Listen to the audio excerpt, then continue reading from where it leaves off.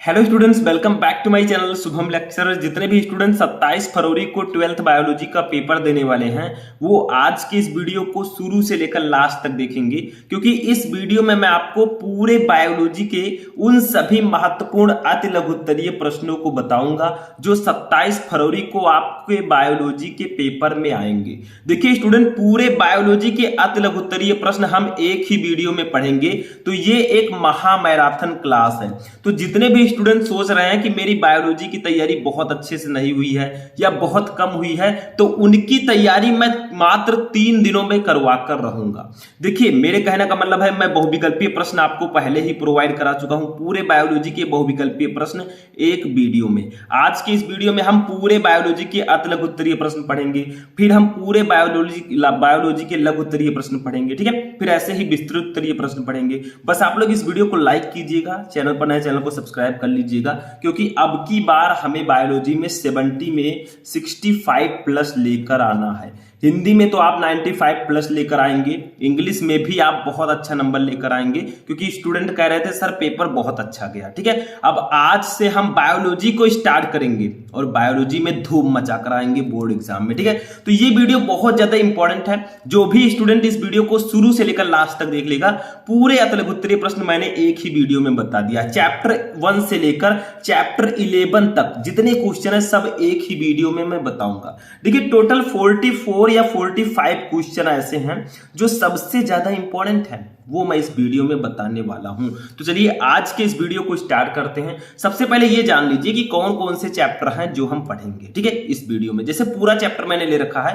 First chapter है पुष्पी पादपों में लैंगिक जनन, सेकंड है मानव जनन, थर्ड है जनन स्वास्थ्य, ठीक है। फोर्थ चैप्टर हमारा क्या है, सबसे इंपॉर्टेंट चैप्टर वंशागति और विविधता के सिद्धांत। 5 नंबर चैप्टर है वंशागति का आणविक आधार। 6 नंबर चैप्टर है मानव स्वास्थ्य एवं रोग। 7 है मानव कल्याण में सूक्ष्म जीव। 8 है जैव प्रौद्योगिकी सिद्धांत व प्रक्रम। 9 नंबर है जैव प्रौद्योगिकी एवं इसके अनुप्रयोग। 10 नंबर है जीव और समष्टियां, और 11 नंबर है जैव विविधता एवं संरक्षण।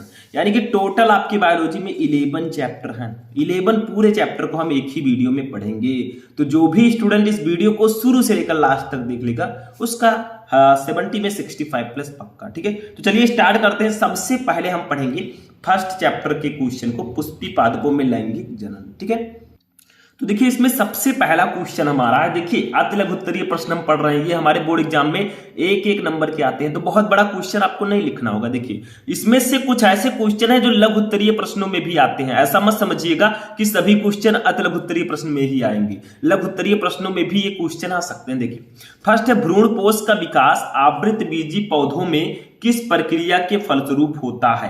यानी कि भ्रूणपोष जो होता है, जो आवृत बीजी पौधे होते हैं, इनमें भ्रूणपोष का विकास किस प्रक्रिया के फलस्वरूप होता है। तो देखिए ये जो आवृत बीजी पौधे हैं, इनमें एक प्रक्रिया पाई जाती है, वो है द्विनिषेचन, जिसे हम डबल फर्टिलाइजेशन कहते हैं, द्विनिषेचन। ठीक है, तो द्विनिषेचन के पश्चात होता है, के पश्चात होता है। ठीक है, होता है। तो देखिए भ्रूण कोश का विकास आवृत बीजी पौधों में द्विनिषेचन के पश्चात होता है। एक डबल फर्टिलाइजेशन की प्रक्रिया पाई जाती है। ठीक है, उसी के बाद ही भ्रूण कोश का विकास होता है। ठीक है, हो गया फर्स्ट क्वेश्चन। बहुत सिंपल से क्वेश्चन है, एक एक नंबर में, और क्या चाहिए। देखिए दूसरा क्वेश्चन क्या है, आभासी फलों के कोई 2 उदाहरण। देखिए क्या आप जानते हैं आभासी फल के कोई 2 उदाहरण जानते हैं तो बताइए। देखिए सबसे पहला हमारा उदाहरण क्या होगा, सबसे फर्स्ट उदाहरण है सेब। ठीक है, सेब एक आभासी फल है।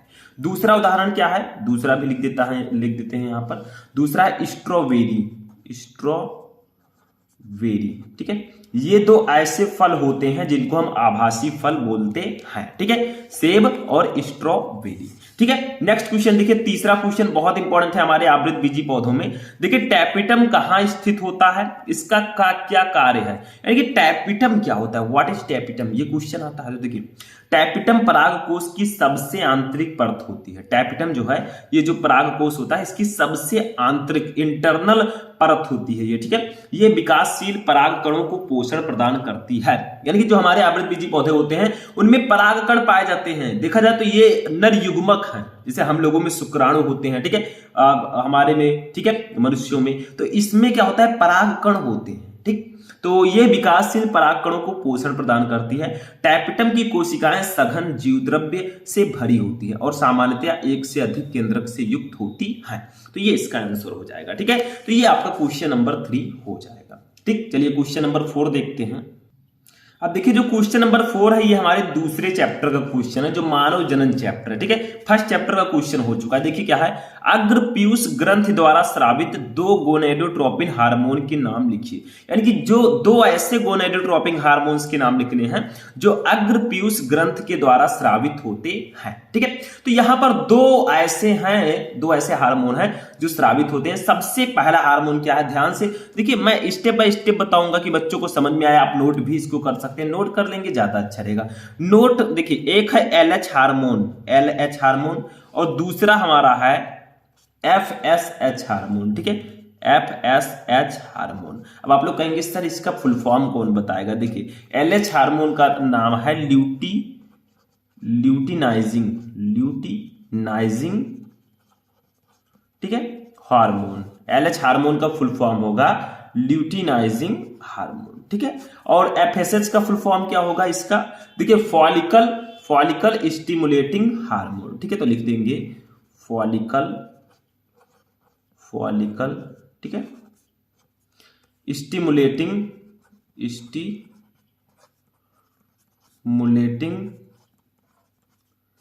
हार्मोन। ठीक है, हार्मोन। देखिए LH, देखिए अग्र पीयूष ग्रंथ द्वारा 2 गोनेडोट्रोपिक हार्मोन कौन कौन से हैं। LH हार्मोन जिसको हम ल्यूटिनाइजिंग हार्मोन भी बोलते हैं, और FSH हार्मोन जिसको हम फॉलिकल स्टिमुलेटिंग हार्मोन्स भी बोलते हैं। तो ये 2 हार्मोन हमारे अग्र पीयूष ग्रंथ द्वारा स्रावित होते हैं। ठीक है, तो ये आपका हो गया क्वेश्चन नंबर 4, बहुत इंपॉर्टेंट है, इसको भी नोट कर लीजिए। चलिए नेक्स्ट क्वेश्चन देखते हैं। देखिए नेक्स्ट क्वेश्चन हमारा है, आवर्त चक्र क्या है।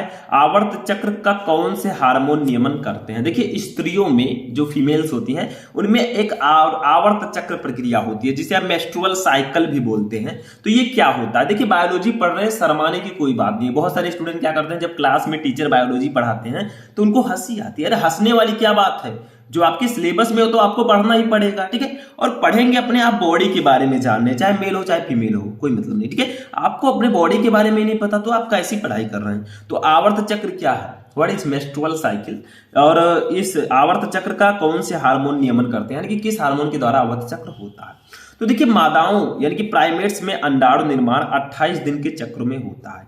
जो मादा होते हैं, ठीक है, मादाएं मतलब जो फीमेल्स होती हैं, इनमें अंडाणु का निर्माण 28 दिन के चक्र में होता है, जिसे आवर्त चक्र या मासिक चक्र या ऋतुस्राव चक्र कहते हैं। मतलब इसके कई नाम है, चाहे आप आवर्त चक्र बोलिए, चाहे मासिक चक्र बोलिए, चाहे ऋतुस्राव चक्र बोलिए, क्योंकि ये 28 दिन के चक्र में होता है तो इसे हम मासिक चक्र भी बोल सकते हैं, ऋतुस्राव चक्र भी बोल सकते हैं। ठीक है, तो मादाओं में अंडाणु निर्माण 28 दिन के चक्र में होता है, जिसे आवर्त चक्र अथवा मासिक चक्र या ऋतुस्राव चक्र कहते हैं। ठीक है, प्रत्येक स्त्री में यह चक्र 12 से 13 वर्ष की आयु से प्रारंभ हो जाता है तथा 45 से 55 वर्ष की आयु में खत्म हो जाता है। यानी कि जो स्त्रियां होती हैं उनमें आवर्त चक्र 12 से 13 वर्ष की आयु से स्टार्ट हो जाता है और 45 से 55 वर्ष की आयु में ये फिनिश हो जाता है। ठीक है, यह चक्र अंडाशय में अंडाणु निर्माण को दर्शाता है। यानी कि जो आवर्त चक्र है ये अंडाशय में, जो स्त्रियों में अंडाशय होता है उसमें अंडाणु के निर्माण को दर्शाता है तथा इसके प्रारंभ होने के साथ ही मादा गर्भधारण सक्षम हो जाती है। यानी कि जैसे ही आवर्त चक्र समझ लीजिए प्रारंभ होने लगा लड़कियों में, तो समझ लीजिए कि वो लड़की प्रेगनेंसी उसकी हो सकती है, यानी कि वो क्या है, गर्भधारण में सक्षम हो जाती है। ठीक है, आगे देखिए, आवर्त चक्र मेंस्ट्रुअल साइकिल का नियमन निम्न 2 हार्मोन करते हैं, जो अभी मैंने नाम बताया था।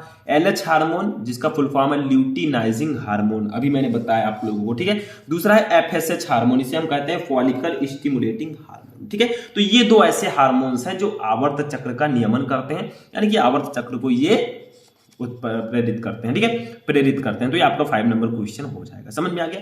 नेक्स्ट क्वेश्चन देखिए, अब भैया स्त्रियों में तो आवर्त चक्र होता है, लेकिन हमारे अंदर क्या होता है, पुरुषों के अंदर लीडिंग कोशिकाएं पाई जाती हैं। तो लीडिंग कोशिकाओं द्वारा संश्लेषित व स्रावित वृषण हार्मोन का नाम लिखिए। जो वृषण होता है, टेस्टिस होता है, ठीक है, इसमें लीडिंग कोशिकाएं पाई जाती हैं, तो इनके द्वारा संश्लेषित व स्रावित वृषण हार्मोन के नाम लिखने हैं। तो देखिए लीडिंग कोशिकाएं ल्यूटिनाइजिंग हार्मोन के नियंत्रण में टेस्टोस्टेरोन एवं एंड्रोजेंस हार्मोन का स्रावण करती हैं। यानी कि जो लीडिंग कोशिकाएं होती हैं ये किसका किसका स्रावण करती हैं? टेस्टोस्टेरोन एवं एंड्रोजन हार्मोन का ये स्रावण करती हैं। किसकी उपस्थिति में? ल्यूटिनाइजिंग हार्मोन के नियंत्रण में, मतलब ल्यूटिनाइजिंग हार्मोन के कंट्रोल में ये टेस्टोस्टेरोन एवं एंड्रोजन हार्मोन का स्रावण करेंगे। बस हो गया, सिंपल सा है। तो कुछ है नहीं भाई बायोलॉजी में। बायोलॉजी में आपको ऐसे पढ़ा दूंगा ना कि बोर्ड एग्जाम में आप छाप के आएंगे। इसमें देखिए दूसरे चैप्टर में आप पुरुष जनन तंत्र, मादा जनन तंत्र, शुक्राणु, इन सबका चित्र बनाना सीख लीजिएगा, क्योंकि इसमें मैंने चित्र बनवाया नहीं है, लेकिन आपको इनका चित्र बनाना आना चाहिए। पुरुष जनन तंत्र, मादा जनन तंत्र और शुक्राणु, ठीक है, इन सबका चित्र बनाना आपको आना चाहिए। ठीक है, चलिए नेक्स्ट क्वेश्चन देखते हैं। अब देखिए नेक्स्ट क्वेश्चन हमारा है, उस प्रक्रिया का नाम लिखिए जिसमें ग्राफी पुटक फटकर द्वितीयक अंडक को अंडाशय में मोचित करता है। यानी कि आपको उस प्रक्रिया का नाम लिखना है जिसमें ग्राफी पुटक फटकर द्वितीयक अंडक को अंडाशय में मोचित करता है। तो उस प्रक्रिया को हम लोग बोलते हैं अंडोत्सर्ग। ठीक है, अंडोत्सर्ग। इसको इंग्लिश में बोले तो क्या बोलेंगे बताइए? ओव्यूलेशन। ओव्यूलेशन, ठीक है, ये अंडोत्सर्ग होता है। ये ऐसी प्रक्रिया होती है जिसमें ग्राफी पुटक फटकर द्वितीय अंडक को अंडाशय में मोचित करता है। हो गया। 8वां देखिए, अब भैया आते हैं प्रसव पर। प्रसव क्या है? प्रसव को प्रेरित करने में कौन से हार्मोन शामिल होते हैं? प्रसव का मतलब क्या होता है? जैसे जब बच्चे पैदा होते हैं उसी को हम प्रसव बोलते हैं। मतलब जो शिशु है उसका बाहर आना ही प्रसव कहलाता है। ठीक है, पार्ट्यूशन। देखिए गर्भकाल पूरा होने पर पूर्ण विकसित शिशु का माता के गर्भ से बाहर आना प्रसव कहलाता है। बस हो गया, मतलब गर्भकाल जब पूरा हो गया 9 मंथ, ठीक है, तो गर्भकाल पूरा होने पर पूर्ण विकसित शिशु जो पूर्ण रूप से विकसित है उसका माता के गर्भ से बाहर आना ही प्रसव है। यानी कि बच्चा पैदा होने की प्रक्रिया को ही हम प्रसव कहते हैं। बस हो गया। इस दौरान गर्भाशय तथा उदरीय संकुचन होते हैं, वह गर्भाशय फैल जाता है जिससे गर्भस्थ शिशु बाहर आ जाता है। ठीक है, प्रसव को प्रेरित करने वाले हार्मोन, प्रसव का प्रेरण जो है ऑक्सीटोसिन, एस्ट्रोजन व कार्टिसोल नामक हार्मोन करते हैं। यानी कि प्रसव जो प्रक्रिया है इसको प्रेरित कौन कौन हार्मोन करते हैं?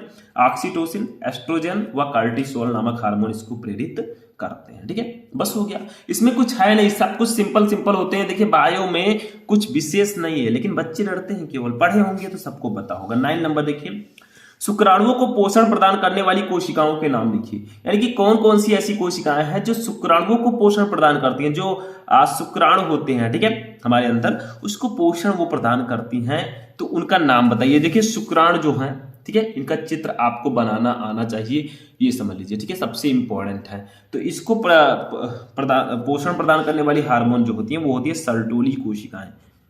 कोशिकाएं पूछी गई थी, तो सर्टोली कोशिकाएं।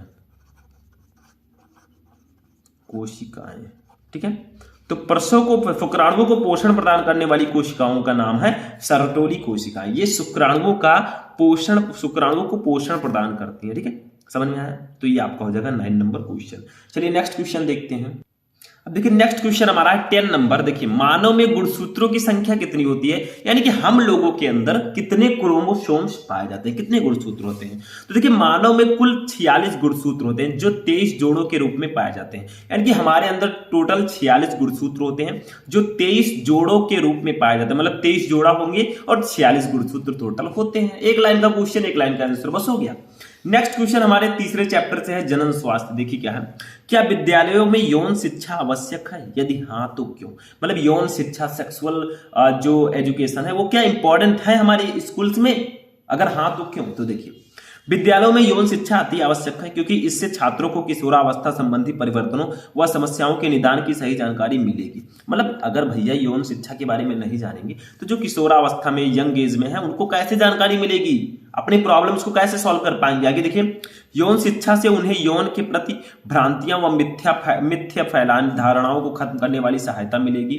ठीक है, इसके साथ साथ उन्हें सुरक्षित यौन संबंध, गर्भ निरोधकों का प्रयोग, यौन संचारित रोगों, उनसे बचाव व निदान की जानकारी प्राप्त होगी।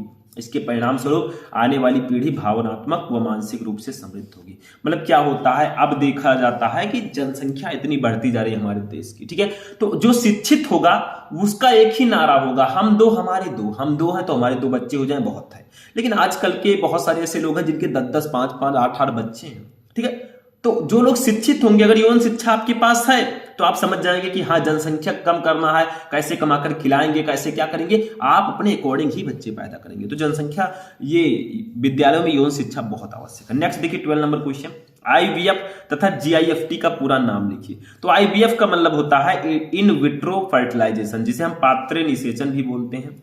GIFT का फुल फॉर्म होता है, इसका फुल फॉर्म मैं लिख देता हूं, ठीक है, गैमीट, मैंने बताया भी था शायद इसको, गैमीट, ठीक है, इंट्रा फैलोपियन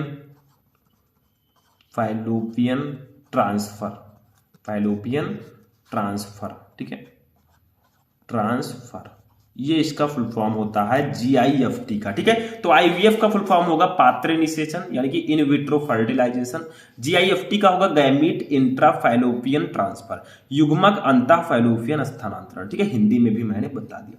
तो 12 नंबर क्वेश्चन है। चलिए नेक्स्ट क्वेश्चन देखते हैं। अब देखिए नेक्स्ट क्वेश्चन हमारा IUD का पूरा नाम लिखिए। भैया IUD का पूरा नाम क्या होगा, तो मैं इधर लिख देता हूं इंग्लिश में, इंट्रा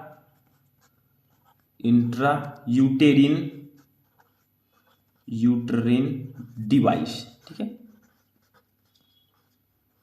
ठीक है। तो IUD का पूरा नाम होगा इंट्रा यूटेरिन डिवाइस, इसको इंग्लिश में क्या, हिंदी में क्या बोलेंगे, अंतः गर्भाशयी यंत्र, ठीक है, ये IUD का पूरा नाम होता है। IUD का पूरा नाम इंट्रा यूटेरिन डिवाइस, अंतः गर्भाशयी यंत्र, बस हो गया। 14 नंबर क्वेश्चन देखिए, हमारे 4th चैप्टर से सबसे इंपॉर्टेंट चैप्टर, जो हमारा वंशागत एवं विविधता के सिद्धांत चैप्टर। देखिए मेंडल ने अपने प्रयोग के लिए कितने लक्षणों का चुनाव किया, ठीक है, आपको किन्हीं 4 लक्षणों के नाम लिखने हैं, मतलब 4 लक्षण का आपको नाम लिखना है।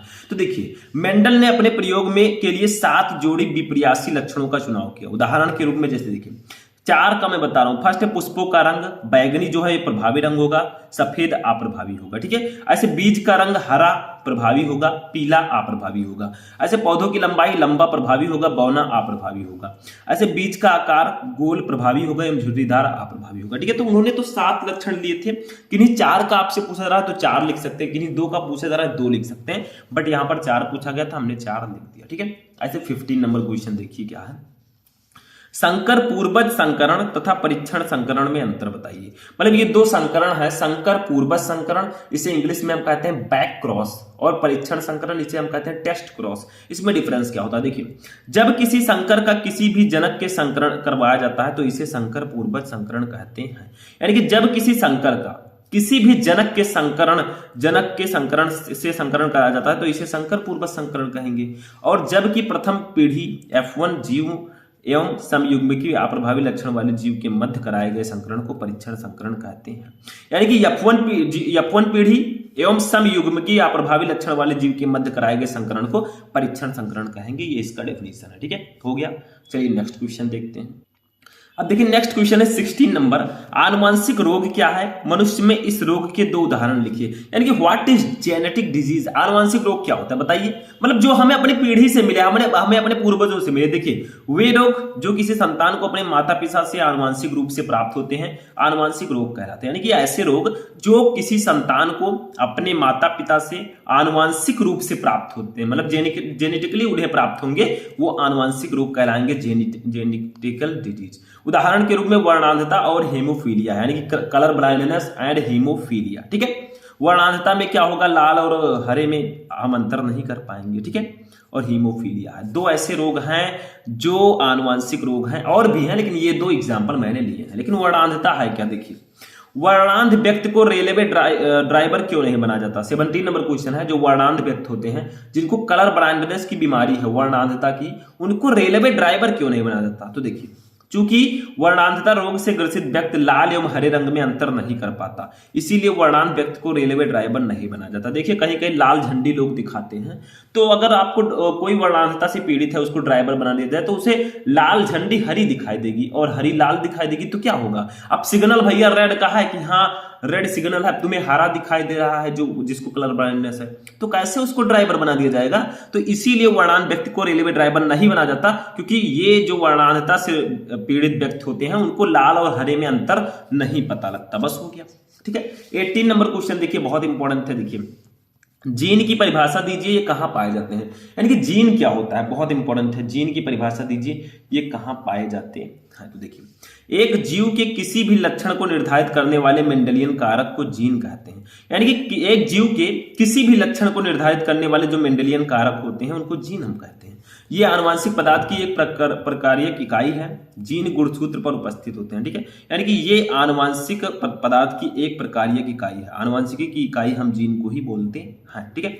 और जीन जो है ये गुणसूत्रों पर पाए जाते हैं, जो क्रोमोसोम्स हमारे अंदर पाए जाते हैं, ठीक है। मैंने बताया था 46 क्रोमोसोम पाए जाते हैं। तो ये जो क्रोमोसोम 46 हैं, ठीक है, ये जो है जीन गुणसूत्र पर उपस्थित होते हैं। इसी क्रोमोसोम पर जीन उपस्थित होते हैं, ठीक है। तो जीन की परिभाषा दीजिए, ये कहां पाए जाते हैं? तो एक जीव के किसी भी लक्षण को निर्धारित करने वाले मेंडेलियन कारक को हम जीन कहते हैं। ये आनुवंशिक पदार्थ की एक प्रकार्यात्मक इकाई है। जीन जो है ये गुणसूत्र पर उपस्थित होते हैं, ठीक है। नेक्स्ट क्वेश्चन देखते हैं, 19 नंबर देखिए, जीनोम पर संक्षिप्त टिप्पणी कीजिए। यानी कि जीनोम क्या होता है? अभी हमने जीन पढ़ा, ठीक है, लेकिन अब जीनोम आ गया और ये हमारे नेक्स्ट चैप्टर का क्वेश्चन है, जो हमारा नेक्स्ट चैप्टर है, ठीक है। कौन सा चैप्टर? वंशागति का आणविक आधार, 5 नंबर चैप्टर। देखिए जीनोम पर टिप्पणी कीजिए। जीनोम क्या होते हैं? तो देखिए इस पर टिप्पणी आता है लिखने को। तो देखिए जीनोम किसी भी जीव में गुणसूत्रों के अगुणित सेट को जीनोम कहते हैं। युग्मकों अर्थात जीव की अगुणित अवस्था में पाए जाने वाले गुणसूत्रों की संख्या को दर्शाता है। उदाहरण के लिए यदि किसी आवृतबीजी पौधों के परागकण में 12 गुणसूत्र हैं तो उस पौधों की पत्ती, तने व जड़ की कोशिकाओं में 24 गुणसूत्र होंगे, अर्थात उस पौधों का जीनोम 12 होगा। यानी कि क्या कहा गया है कि जीनोम किसी भी जीव में गुणसूत्रों के अगुणित सेट को जीनोम कहते हैं, ठीक है। समझ में आया? युग्मकों अर्थात जीव की अगुणित अवस्था में पाए जाने वाले गुणसूत्रों की संख्या को दर्शाता है। जैसे देखिए मान लीजिए कि किसी आवृतबीजी पौधों के परागकण में 12 गुणसूत्र हैं, ठीक है, तो उस पौधे की पत्ती, तने व जड़ की कोशिकाओं में 24 गुणसूत्र होंगे, अर्थात उस पौधे का जीनोम 12 होगा, ठीक है। तो ये क्वेश्चन नंबर नेक्स्ट हो जाएगा। नेक्स्ट क्वेश्चन देखिए 20 नंबर, प्रतिकृति के दौरान कौन सा एंजाइम डीएनए के कटे हुए टुकड़ों को जोड़ता है? मैंने बताया था कि एक ऐसा एंजाइम भी है जो डीएनए के खंडों को जोड़ता है। मान लीजिए डीएनए जो है वो अलग अलग खंड्स में है, ठीक है, पार्ट्स में डिवाइड है, तो उसको ऐड करने का काम कौन करता है, ठीक है। तो ये बहुत इंपॉर्टेंट है। तो देखिए उसका नाम है लाइगेज। लाइगेज ये एक ऐसा एंजाइम होता है जो डीएनए के कटे हुए खंडों को जोड़ सकता है, मतलब जोड़ता है, ठीक है। डीएनए मान लीजिए कई खंड में डिवाइड है तो उसको ये जोड़ने का कार्य करता है, ठीक है। नेक्स्ट देखिए क्वेश्चन, डीएनए से डीएनए के निर्माण में कौन से एंजाइम भाग लेते हैं? अगर आपको डीएनए से डीएनए का निर्माण करना है तो कौन सा एंजाइम भाग लेंगे, ठीक है। तो देखिए सबसे पहला एंजाइम होगा हमारा डीएनए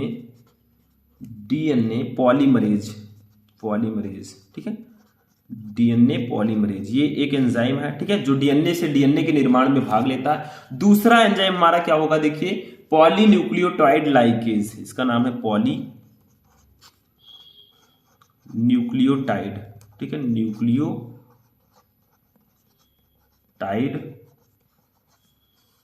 लाइगेज, ठीक है, लाइगेज।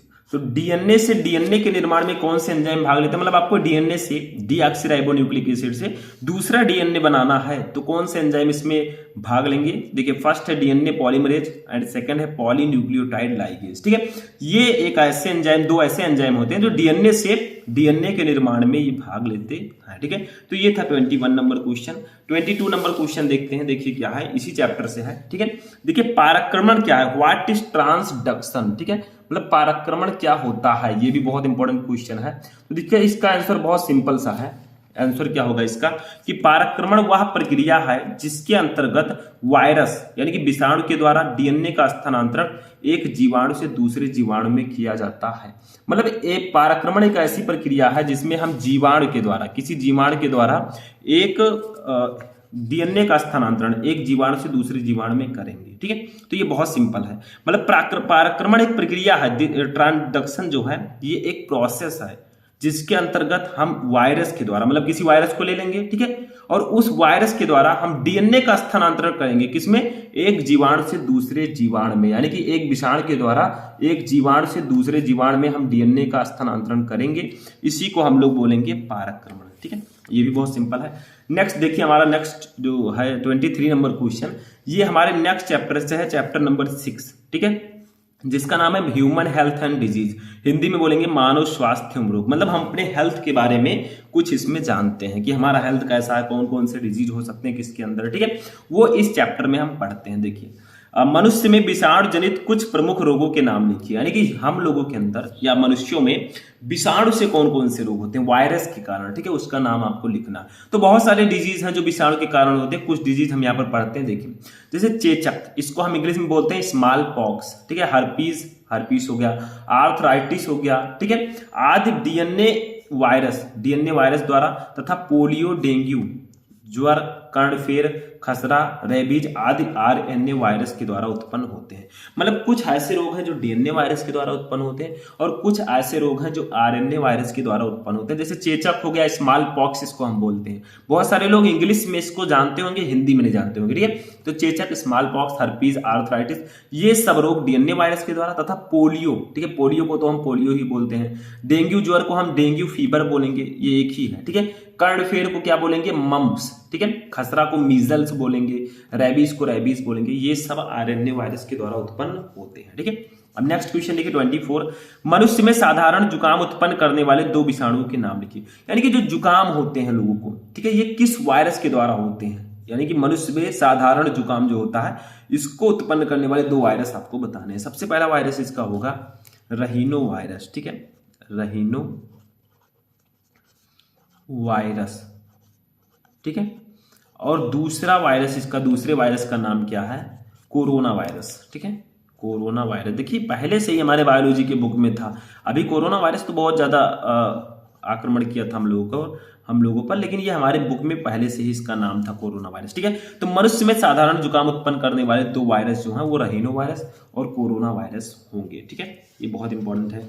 नेक्स्ट देखिए हमारा क्वेश्चन क्या है, 25 नंबर, ठीक।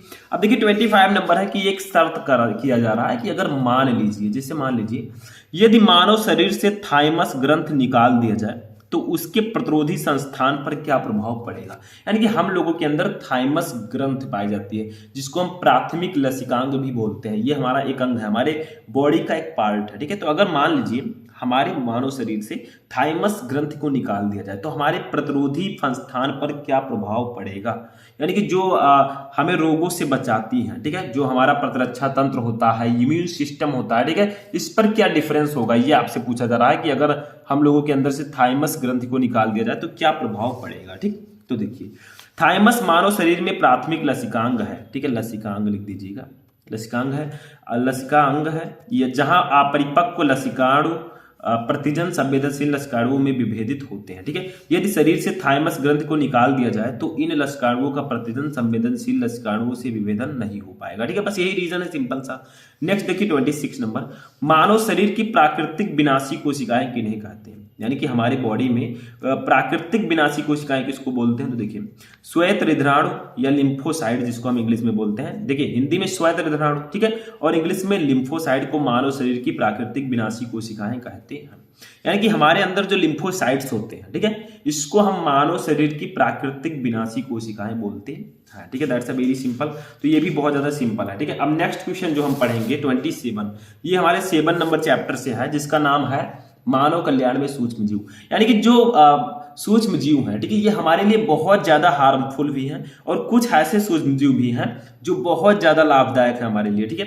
तो उनकी बात की जाए, देखिए तो उपापचय के दौरान सूक्ष्म जीव गैसों का निष्कासन करते हैं, उदाहरण द्वारा सिद्ध कीजिए, ठीक है। यानी कि आपको बताना है एक प्रकार से किण्वन से आप क्या समझते हैं, किण्वन क्या होता है, ठीक है।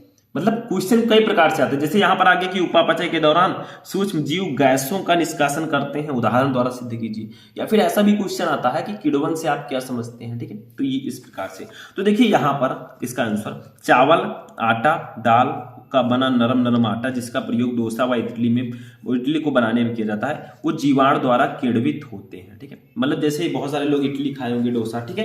तो चावल, आटा, दाल का जो बना नरम आटा होता है, जिसका प्रयोग डोसा व इडली बनाने में होता है, ये जीवाणुओं द्वारा किण्वित होते हैं। इस आटे का फूला हुआ दिखना कार्बन डाइऑक्साइड के उत्पादन के कारण होता है, ठीक है। जैसे देखिए, जैसे हम ग्लूकोज को ले लें, जैसे हमने ले लिया ग्लूकोज C6H12O6, ठीक है। ये किसका फॉर्मूला है, ग्लूकोज का फॉर्मूला है, ठीक है। जब इसका किण्वन कराएंगे, ऊपर हम हेडिंग डालेंगे किण्वन, ठीक है,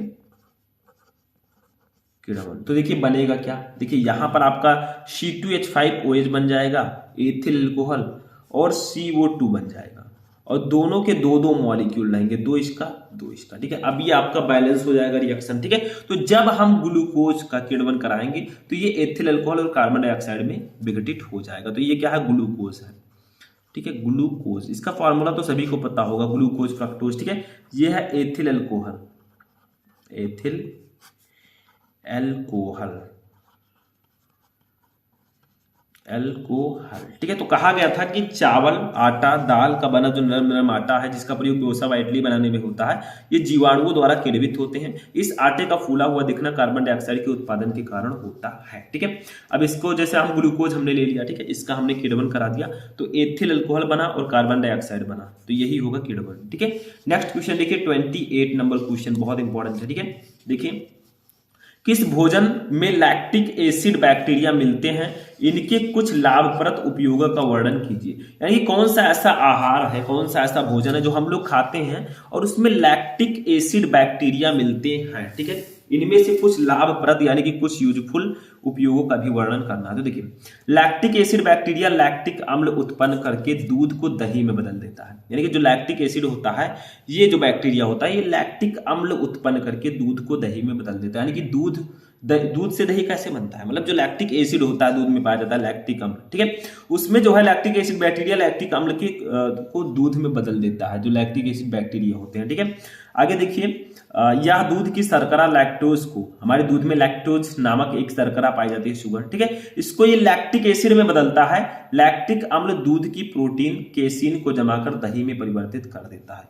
यानी कि जो लैक्टिक अम्ल है, ये दूध में एक प्रोटीन भी पाया जाता है, जैसे दूध में हमारे लैक्टोज भी होता है और एक प्रोटीन केसिन होता है, इसको जमाकर दही में परिवर्तित कर देता है, तभी लोग कहते हैं कि दूध से दही हो गया, ठीक है।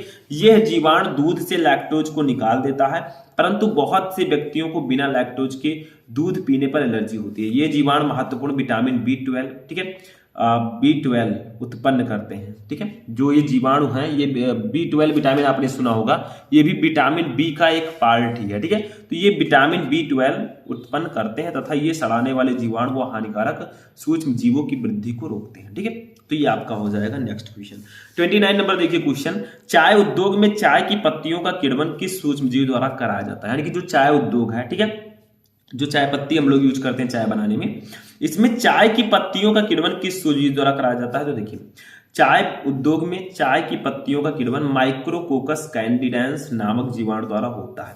यानी कि जो चाय उद्योग होता है, टी फैक्ट्रीज होती हैं, इसमें जो चाय की पत्ती होती है, ठीक है, इसका किण्वन माइक्रोकोकस कैंडिडेंस नामक जीवाणु से किया जाता है, ठीक है। 30 नंबर क्वेश्चन देखिए, सिरका के उत्पादन में किन जीवाणुओं का उपयोग होता है। ये तो सबको पता होगा, सिरका, जो सिरका बनाते हैं, इसके उत्पादन में किसका उपयोग करते हैं, किन जीवाणुओं का उपयोग करते हैं, ठीक है।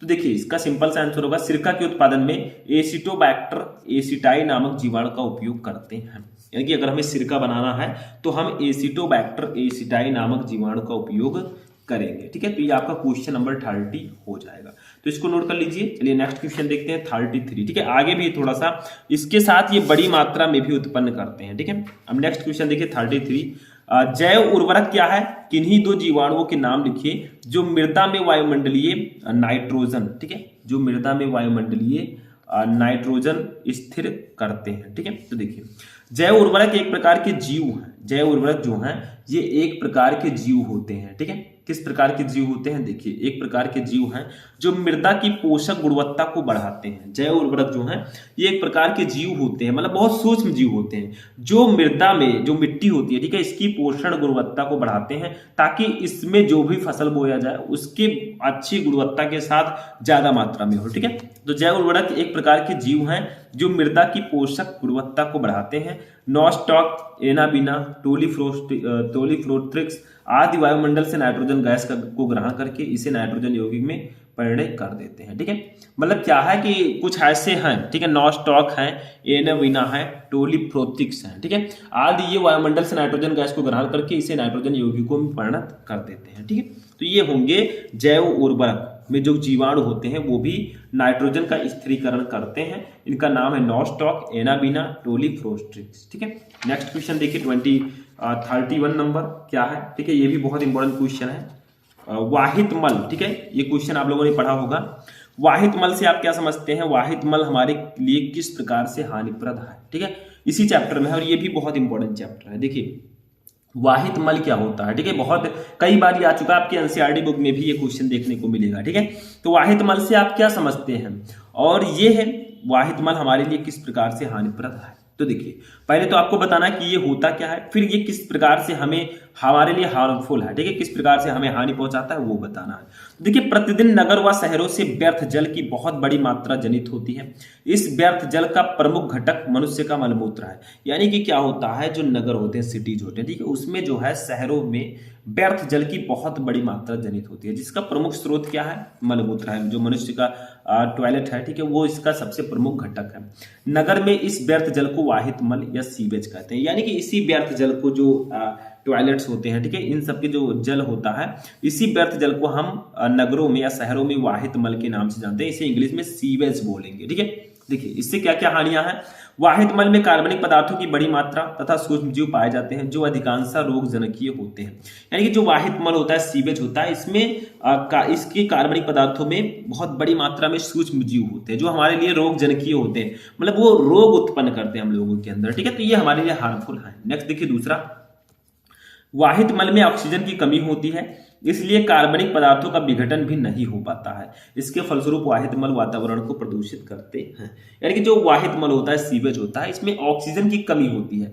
जितना नॉर्मल वाटर में ऑक्सीजन होता है उतना उसमें ऑक्सीजन नहीं पाया जाता है, और जब ऑक्सीजन ही नहीं पाया जाएगा तो प्रॉब्लम हो जाएगी, ठीक है। तो इसीलिए क्या होता है, कार्बनिक पदार्थों का विघटन नहीं हो पाता, और ये जो वाहित मल है, सीवेज है, इससे ये वातावरण को भी प्रदूषित करते हैं, ठीक है। 32 नंबर क्वेश्चन देखिए, बायोगैस के घटक गैसों के नाम लिखिए। बायोगैस का नाम तो आपने सुना ही होगा।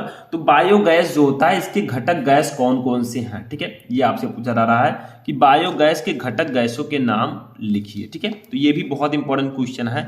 तो देखिए क्या है, बायोगैस एक प्रकार से गैसों का मिश्रण है जो सूक्ष्मजीवी सक्रियता द्वारा उत्पन्न होती है। कुछ बैक्टीरिया जो सेल्यूलोसीय पदार्थ पर अवायवीय रूप से उगते हैं वो कार्बन डाइऑक्साइड तथा हाइड्रोजन है, ठीक है। ये सब क्या करते हैं, इन्हीं सब के कारण जो है बायोगैस उत्पन्न होते हैं, ठीक है। तो ये भी बहुत इंपॉर्टेंट क्वेश्चन था कि बायोगैस क्या है, ठीक है। बायोगैस के बारे में आपको जानना चाहिए, क्योंकि बायोगैस हम जो है प्राकृतिक रूप से भी उत्पन्न कर सकते हैं, ठीक है। तो ये आपका नेक्स्ट क्वेश्चन होगा। चलिए नेक्स्ट क्वेश्चन देखते हैं। तो देखिए इसमें एक लाइन और लिख दीजिएगा, ठीक है। कुछ बैक्टीरिया जो सेल्यूलोसीय पदार्थों पर अवायवीय रूप से उगते हैं वो कार्बन डाइऑक्साइड तथा हाइड्रोजन, ठीक है, हाइड्रोजन के साथ साथ बड़ी मात्रा में मीथेन भी उत्पन्न करते हैं, ठीक है। तो यहाँ पर लिख दीजिएगा हाइड्रोजन के साथ साथ, ठीक है, के साथ साथ बड़ी मात्रा में मीथेन गैस भी उत्पन्न करते हैं। यानी कि बायोगैस के जो घटक हैं वो कार्बन डाइऑक्साइड, हाइड्रोजन और मीथेन गैस होते हैं, ठीक है, मेनली मीथेन होता है। तो ये आपका हो जाएगा 32 नंबर क्वेश्चन, ठीक है। अब नेक्स्ट क्वेश्चन हम पढ़ेंगे 33 नंबर, जो हमारे नेक्स्ट चैप्टर से है, और ये चैप्टर भी बहुत ज्यादा इंपॉर्टेंट है, जिसका नाम है जैव प्रौद्योगिकी सिद्धांत व प्रक्रम, ठीक है। तो इसमें क्या होता है, जैसे देखिए, आनुवांशिक अभियांत्रिकी में उपयोगी किन्हीं दो एंजाइमों के नाम तथा कार्य लिखिए। यानी कि आनुवांशिक अभियांत्रिकी जो होता है, इसमें उपयोगी दो ऐसे एंजाइम के नाम और उनके वर्क लिखने हैं आपको, ठीक है, जो इसमें उपयोग किए जाते हैं। सबसे पहला है प्रतिबंधन एंडोन्यूक्लियस एंजाइम, ठीक है। ये एक ऐसा एंजाइम है जिसको आनुवांशिकी अभियांत्रिकी में उपयोग किया जाता है, ठीक है। तो देखिए ये क्या कार्य करता है, प्रतिबंध एंडोन्यूक्लियस एंजाइम, ये डीएनए के भीतर विशिष्ट स्थलों पर ही डीएनए को काटता है। यानी कि डीएनए को काटने वाला एंजाइम कौन होता है, मतलब डीएनए को अगर मान लीजिए जुड़ा है, उसे हमें खंडों में डिवाइड करना है, पार्ट्स में, तो कौन सा एंजाइम यूज करेंगे, प्रतिबंधन एंडोन्यूक्लियस एंजाइम। ये डीएनए के भीतर विशिष्ट स्थलों पर ही डीएनए को काटता है। दूसरा देखिए डीएनए लाइगेजेस या डीएनए लाइगेज भी इसको हम बोलते हैं, ठीक है, डीएनए लाइगेज। ये एंजाइम डीएनए के खुले सिरों को जोड़ता है। यानी कि प्रतिबंध एंडोन्यूक्लियस एंजाइम जो होगा ये डीएनए को काटने का कार्य करेगा, और डीएनए लाइगेजेस जो है या डीएनए लाइगेज जो है ये एंजाइम डीएनए को जोड़ने का काम करता है, ठीक है। मतलब दोनों दे दिया गया, कोई काट रहा है तो कोई जोड़ रहा है, ठीक है, बस हो गया। अब देखिए जो डीएनए प्रतिबंध एंडोन्यूक्लियस एंजाइम होता है, इसको हम कैंची भी बोलते हैं, मतलब कैंची का मतलब कैंची काटने का कार्य करती है, तो वैसे ये भी करते हैं, ठीक है। तो देखिए 34 नंबर क्वेश्चन हमारा है, आणविक कैंचियां क्या हैं, इसकी विशेषताएं दीजिए, इसकी परिभाषा दीजिए। तो देखिए प्रतिबंध एंडोन्यूक्लियस एंजाइम को आणविक कैंची कहते हैं, ये डीएनए को खंडों में काटता है। देखिए कैंची का काम भी होता है काटना, ठीक है। तो जो हमारे 34 में क्वेश्चन है कि आणविक कैंचियां क्या है, ठीक है, इसके बताना है आणविक कैंचिया क्या है, इसकी परिभाषा आपको देना है। तो प्रतिबंध एंडोन्यूक्लियस एंजाइम को ही आणविक कैंची कहते हैं, क्योंकि ये जो है डीएनए को विभिन्न खंडों में काटने का कार्य करता है। ठीक है, अब देखिए ये डीएनए को खंडों में काटता है तो इसको कैंची बोलेंगे। 35 नंबर क्वेश्चन देखिए क्या है, किसी एक क्लोनिंग संवाहक का नाम लिखिए जिसमें बिना गुणसूत्रीय नियंत्रण के स्वतंत्र रूप से जीवाणु कोशिकाओं, ठीक है, जीवाणु कोशिकाओं यहां पर कर दीजिएगा, जीवाणु कोशाओं, ठीक है, कोशाओं के अंदर प्रतिकृत करने की क्षमता होती है। यानी कि किसी एक क्लोनिंग संवाहक का आपको नाम लिखना है जिसमें बिना गुणसूत्रीय नियंत्रण के स्वतंत्र रूप से जीवाणु कोशाओं के अंदर प्रतिकृत करने की क्षमता होती है, तो उसको हम लिखेंगे ईस्ट क्लोनिंग संवाहक। ठीक है, ये एक ऐसा संवाहक है, ईस्ट क्लोनिंग इस प्रकार से लिखिएगा। ठीक है, ईस्ट क्लोनिंग संवाहक। ठीक है, ये एक ऐसा संवाहक होता है जिसमें बिना गुणसूत्रीय नियंत्रण के स्वतंत्र रूप से जीवाणु कोशिकाओं के अंदर प्रतिकृत करने की क्षमता होती है, रेप्लिकेशन करने की क्षमता इसमें होती है। ठीक है, तो ये आपका 35 नंबर क्वेश्चन हो जाएगा। 36 नंबर क्वेश्चन देखिए बहुत ज्यादा इंपॉर्टेंट है। देखिए अब ये क्वेश्चन बहुत ज्यादा इंपॉर्टेंट है, ये आपके लघुत्तरीय प्रश्नों में भी आता है और मैंने देखा है कि ये अति लघुत्तरीय प्रश्नों में भी पूछा गया है। और ये क्वेश्चन हमारे 9 चैप्टर से है जिसका नाम है जैव प्रौद्योगिकी, ठीक है, एवं उसके अनुप्रयोग। देखिए क्वेश्चन क्या है कि पारजीनी जंतु से आप क्या समझते हैं, उदाहरण भी दीजिए। पारजीनी जंतु क्या होते हैं, बहुत कई बार ये आया है, आप देखकर उठाकर देखेंगे तो 14, 15, 16, 17, 18, 20, 22 सभी में ये क्वेश्चन आया है। देखिए ऐसे जंतु जिनके डीएनए में परिचालन विधि द्वारा एक अतिरिक्त जीन व्यवस्थित कर दिया जाता है तथा जो अपना लक्षण भी व्यक्त करता है, पारजीनी जंतु कहलाते हैं। यानी कि ऐसे जंतु, ठीक है, जिनके डीएनए में परिचालन विधि द्वारा एक अतिरिक्त जीन व्यवस्थित कर दिया, मतलब जो उनका डीएनए है, ये ऐसे जंतु होते हैं पारजीनी जंतु जिनका जो डीएनए है उसमें परिचालन विधि द्वारा एक अन्य जीन व्यवस्थित कर दिया जाता है। ठीक है, तथा वो अपना लक्षण भी प्रदर्शित करेगा, क्योंकि उसके अंदर जब जीन कर दिया गया तो वो अपना लक्षण भी प्रदर्शित करेगा।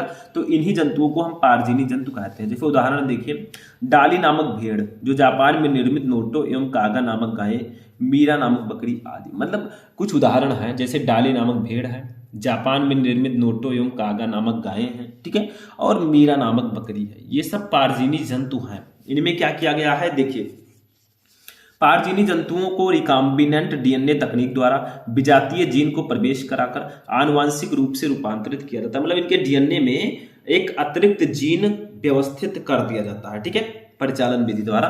तो ये सब पारजीनी जंतु होंगे। एग्जाम्पल भी मैंने दे दिया, डॉली नामक भेड़, जापान में निर्मित नोटो एवं कागा नामक गाय और मीरा नामक बकरी। ठीक है, बस हो गया। नेक्स्ट क्वेश्चन 37 इसी चैप्टर से है और बहुत ज्यादा इंपॉर्टेंट है ये क्वेश्चन। देखिए क्या है, बायोपायरेसी किसे कहते हैं, बायोपायरेसी क्या होता है।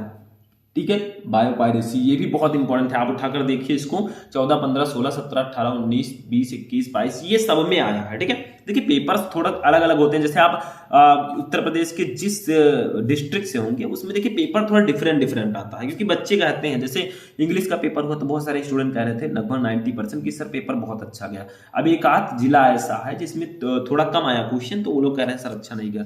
मतलब जिले में अलग अलग पेपर होता है। ठीक है, हम तो पूरी यूपी की तैयारी कराते हैं। तो देखिए बायोपायरेसी किसे कहते हैं, मल्टीनेशनल कंपनियों व दूसरे संगठनों द्वारा किसी राष्ट्र या उससे संबंधित लोगों से बिना व्यवस्थित अनुमोदन व क्षतिपूरक के जैव संसाधनों का प्रयोग करना बायोपायरेसी कहलाता है। यानी कि मल्टीनेशनल कंपनियों व दूसरे संगठनों द्वारा किसी राष्ट्र या उससे संबंधित लोगों से बिना व्यवस्थित अनुमोदन व क्षतिपूरक के जैव संसाधनों का प्रयोग करना ही बायोपायरेसी है। मतलब आप किसी राष्ट्र या उससे संबंधित लोगों से, ठीक है, जैव संसाधनों का उपयोग कर रहे हैं बिना पूछे, तो इसी को हम बोलेंगे बायोपायरेसी। ठीक है, ये भी क्वेश्चन बहुत ज्यादा आता है तो इसको भी नोट कर लीजिएगा। ठीक है, चलिए नेक्स्ट क्वेश्चन देखते हैं क्या है। नेक्स्ट क्वेश्चन है 38 नंबर। देखिए उत्पादक तथा अपघटक में अंतर बताइए। ये भी क्वेश्चन बहुत ज्यादा इंपॉर्टेंट है कि उत्पादक और अपघटक में क्या अंतर है। ये 10th नंबर चैप्टर से है। ठीक है, जो हमारा जीव और समष्टियां चैप्टर है। तो देखिए उत्पादक जो है हरे पौधे होते हैं जो प्रकाश संश्लेषण द्वारा भोजन निर्माण करते हैं। मतलब उत्पादक हम किसको बोलेंगे, जो हरे पौधे होते हैं। ठीक है, यहाँ पर पौधे हरे पौधे होते हैं जो प्रकाश संश्लेषण द्वारा, ठीक है, फोटोसिंथेसिस के द्वारा भोजन का निर्माण करते हैं, वो उत्पादक होंगे। अपघटक क्या होते हैं, अपघटक के अंतर्गत सूक्ष्म जीव जैसे जीवाणु एवं कवक आते हैं जो मृत पौधों एवं जंतुओं का अपघटन करते हैं। यानी कि उत्पादक वो होंगे हरे पौधे जो प्रकाश संश्लेषण द्वारा अपने भोजन का निर्माण कर लेते हैं, लेकिन अपघटक के अंतर्गत वे सूक्ष्म जीव आते हैं जैसे जीवाणु एवं कवक जो मृत पौधों एवं जंतुओं का अपघटन करते हैं और अपना भोजन प्राप्त करते हैं, ठीक है, खुद वो नहीं बनाते। 39 नंबर देखिए क्या है, विश्व पर्यावरण दिवस किस दिनांक को मनाया जाता है, ठीक है, ये भी बहुत ज्यादा इंपॉर्टेंट है कि जो विश्व पर्यावरण दिवस, देखिए इसमें जीव और समष्टियां में एक दो क्वेश्चन और था, उसको मैंने यहाँ पर नहीं लिया है, ठीक है, उसको आप लोग पढ़ लीजिएगा क्योंकि वो भी बहुत ज्यादा इंपॉर्टेंट है। अब नेक्स्ट क्वेश्चन हमारा कि विश्व पर्यावरण दिवस प्रतिवर्ष किस दिन मनाया जाता है, तो ये सिंपल सा है, आप लिख सकते हैं 2 लाइन में कि विश्व पर्यावरण दिवस जो है जैव विविधता एवं पर्यावरण के संरक्षण के उद्देश्य से प्रतिवर्ष 5 जून को विश्व पर्यावरण दिवस मनाया जाता है। तो मैं ऐसे लिख देता हूं 5 जून, ठीक है, 5 जून, लेकिन आपको थोड़ा अच्छे से लिखना है कि विश्व पर्यावरण दिवस प्रतिवर्ष 5 जून को मनाया जाता है। इसका उद्देश्य क्या है, जैव विविधता एवं पर्यावरण के संरक्षण के उद्देश्य से, ठीक है, तो आप लिख दीजिएगा इस प्रकार से मैं बोल रहा हूं, देखिए जैव विविधता एवं पर्यावरण के संरक्षण के उद्देश्य से प्रतिवर्ष 5 जून को विश्व पर्यावरण दिवस मनाया जाता है, ठीक है, बस हो गया। नेक्स्ट क्वेश्चन 40 नंबर देखिए, निम्नलिखित प्राणी कहां पाए जाते हैं, जैसे आपसे पूछ लिया जाएगा कि ये प्राणी कहां पाए जाते हैं, जैसे बब्बर, शेर और बाघ, ठीक है, 2 आपको दे दिए गए प्राणी। अब पूछा जाएगा कि ये कहां पाए जाते हैं, मतलब तो देखिए बब्बर शेर जो है ये गुजरात के काठियावाड़ में स्थित गिर जंगल में सबसे ज्यादा पाए जाते हैं बब्बर शेर, ठीक है, गुजरात के काठियावाड़ में स्थित गिर जंगल में। और बाघ कहां, पश्चिम बंगाल में स्थित सुंदरवन में, यहाँ पर बाघ पाए जाते हैं, ठीक है। बहुत सारे लोग बाघों से डरते भी हैं, तो डरना नहीं, हम है ना, ठीक है। नेक्स्ट क्वेश्चन देखिए 41 नंबर क्वेश्चन, कौन सा जंतु अत्यधिक शिकार के कारण भारत में विलुप्त हो रहा है, यानी कि ऐसा कौन सा जंतु है जो बहुत ज्यादा शिकार के कारण, मतलब उसका शिकार बहुत सारे लोग कर रहे हैं और वो हमारे भारत से विलुप्त हो रहा है, ठीक है, तो उसका नाम है कस्तूरी मृग। पहले ये बहुत ज्यादा दिखते थे लेकिन धीरे धीरे ये सब विलुप्त हो रहे हैं, ठीक है, कस्तूरी मृग ये ऐसा जंतु है जो धीरे धीरे अत्यधिक शिकार के कारण भारत से धीरे धीरे विलुप्त हो रहा है, मतलब इसकी समाप्ति ही हो जाएगी क्योंकि इसके शिकार बहुत ज्यादा कर रहे हैं लोग, ठीक है। 42 देखिए, राष्ट्रीय उद्यान से आप क्या समझते हैं, भारत के प्रथम राष्ट्रीय उद्यान का नाम लिखिए, यानी कि राष्ट्रीय उद्यान क्या होता है और भारत में जो प्रथम राष्ट्रीय उद्यान था उसका आपको नेम लिखना है, ठीक है, ये भी बहुत इंपॉर्टेंट है, आप लोग देख बुक लेंगे उठाकर देखेंगे, बहुत बार है। देखिए राष्ट्रीय उद्यान वो क्षेत्र होता है जहां पर वन्य जीव एवं पारिस्थितिक तंत्र दोनों के संरक्षण के लिए स्थितियां सुनिश्चित होती हैं। भारत के प्रथम राष्ट्रीय उद्यान का नाम हेले राष्ट्रीय उद्यान है जो सन 1936 में स्थापित किया गया था। इसका वर्तमान नाम कार्बेट राष्ट्रीय उद्यान है, मतलब जो भारत का प्रथम राष्ट्रीय उद्यान है वो पहले उसका नाम था हेले राष्ट्रीय उद्यान, बट वर्तमान में प्रेजेंट में इसका नाम कार्बेट राष्ट्रीय उद्यान है। ये भारत का प्रथम राष्ट्रीय उद्यान है, ठीक है। 43 नंबर क्वेश्चन देखिए, उत्तरी भारत में स्थित किन्हीं 4 राष्ट्रीय उद्यानों के नाम लिखिए, यानी कि हमारे नॉर्थ इंडिया उत्तरी भारत जो है, ठीक है, इसमें उपस्थित किन्हीं 4 राष्ट्रीय उद्यान के नाम लिखे। तो देखिए फर्स्ट है दुधवा राष्ट्रीय उद्यान जो कि उत्तर प्रदेश में है, ठीक है, उसके बाद में नंदा देवी राष्ट्रीय उद्यान ये उत्तराखंड में है, उसके बाद में कार्बेट राष्ट्रीय उद्यान उत्तराखंड में है, फिर दचिगम राष्ट्रीय उद्यान जम्मू एवं कश्मीर में है। ये 4 ऐसे राष्ट्रीय उद्यान है भारत के जो उत्तरी भारत में स्थित है, ठीक है, ये भी बहुत ज्यादा इंपॉर्टेंट था। अब हम देखेंगे अपना लास्ट क्वेश्चन इसी चैप्टर से 44 नंबर, तप्त स्थल क्या है, भारत में स्थित तप्त स्थलों के नाम लिखिए। व्हाट इज हॉट स्पॉट, अब ये वाला हॉट स्पॉट नहीं जो हम लोग मोबाइल में देते हैं, ठीक है, हॉट स्पॉट अलग होता है, तप्त स्थल क्या होते हैं, ठीक है, हॉट स्पॉट क्या है, भारत में स्थित तप्त स्थलों के नाम लिखिए। तो देखिए वो भौगोलिक क्षेत्र जहां की जैव विविधता संकट में होती है तप्त स्थल कहलाते हैं, यानी कि ऐसा भौगोलिक क्षेत्र जहां की जो जैव विविधता है वो संकट में हो, ठीक है, तो इस स्थल को हम तप्त स्थल कहेंगे या हॉट स्पॉट कहेंगे, मतलब वहां के जीव बहुत संकट में होते हैं। जो फिर देखिए हिमालय, इंडो बर्मा तथा पश्चिमी घाट भारत में स्थित प्रमुख तप्त स्थल हैं, यानी कि तप्त स्थल के एग्जाम्पल अगर देखे जाएं तो कौन कौन से हैं, सबसे पहला एग्जाम्पल हमारा है हिमालय, पूर्वी हिमालय, इंडो बर्मा, ठीक है, यहाँ पर आप लिख दीजिएगा हिमालय और इंडो बर्मा तथा पश्चिमी घाट, ठीक है, इंडो बर्मा तथा पश्चिमी घाट भारत में स्थित प्रमुख तप्त स्थल है, ठीक है। तो ये हमारा हो जाएगा सबसे लास्ट क्वेश्चन, ठीक है। तो यही था हमारे 12th बायोलॉजी के, यानी कि चैप्टर 1 से लेकर चैप्टर 11 तक। देखिए चैप्टर 1 से लेकर चैप्टर 11 तक पूरे चैप्टर के मैंने क्वेश्चंस को बता दिया।